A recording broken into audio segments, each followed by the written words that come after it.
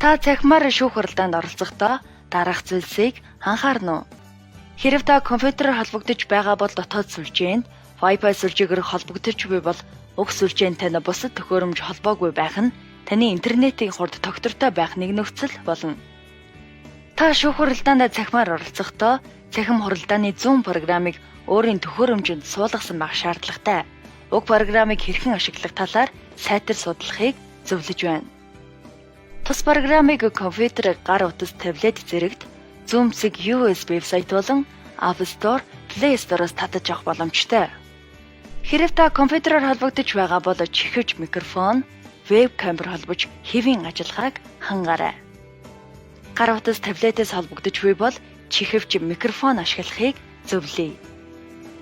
Шүүх хуралдаан эхлэхээс 30 минутын өмнө шүүхээс ирүүлсэн хаягаар орж цахим хуралдааны бэлэн байдлыг хангана уу?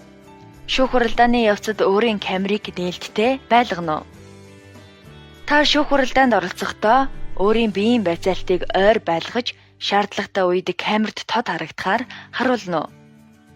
Хэдийгээр цахим хуралдаан явж буй боловч шүүх хуралдааны дигийг чанд сахиж зохистой хувцас өмсөхийг зөвлөе.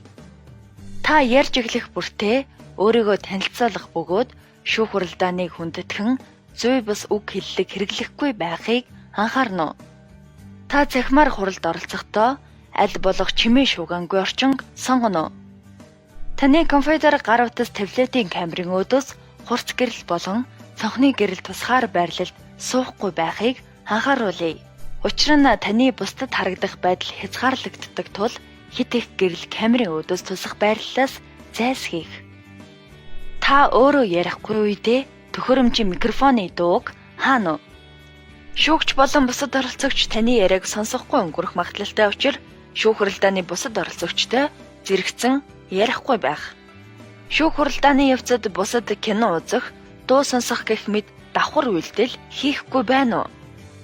Шүүх хуралдааны бичлэгийг бүрэн болон хэсэгчлэн хийж болохгүйг анхаарна уу?